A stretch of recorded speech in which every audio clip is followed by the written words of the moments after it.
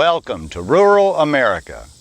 I am in Hickman County, Middle Tennessee, standing on the western edge of the Highland Rim.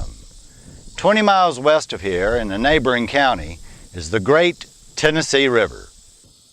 Just beyond the Great Tennessee River going west begins a 120-mile gentle slope of flatland headed toward the Great Mississippi River. Memphis, home of the blues.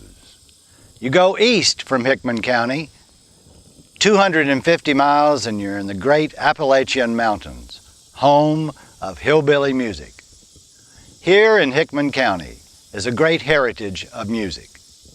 Hickman County is one of the largest landmass counties in the state of Tennessee, comprising more than 612 square miles, with one of the smallest populations in the state of Tennessee, approximately 23,000 people. There is nothing in Hickman County. You won't find the Grand Canyon. You won't find a Niagara Falls. You won't find a redwood tree forest, and you won't find any sandy beaches. You won't find an Empire State Building. You won't find the Seattle Space Needle or a St. Louis Arch or a Disney World. There's absolutely nothing in Hickman County except for beauty, beauty of place, and beauty in the people. There's a rich heritage of music in Hickman County, and here's how it got here. The first man to venture this way was between 12 and 14,000 years ago, and they came from Asia across the Bering Strait. And during that period of time, they migrated all across the Americas. This whole region was basically the grocery store for 5 Indian tribes, and it was also their pharmacy.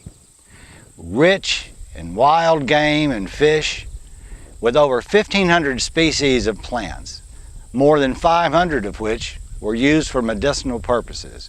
This was a great area for the Indians. Then the Europeans arrived. History records that one of the greatest migrations of humanity was when the Europeans discovered the Americas and arrived. The first ones were the treasure seekers, those who were after silver and gold and fountains of youth, followed by fur traders, and then the long huntsmen. It wasn't very long before the settlers arrived, the keepers of the land.